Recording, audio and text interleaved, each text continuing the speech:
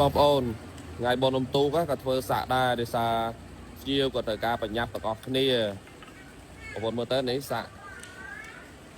កណ្ដៃគឺកំពុងកាត់ហើយកណ្ដៃប៉ា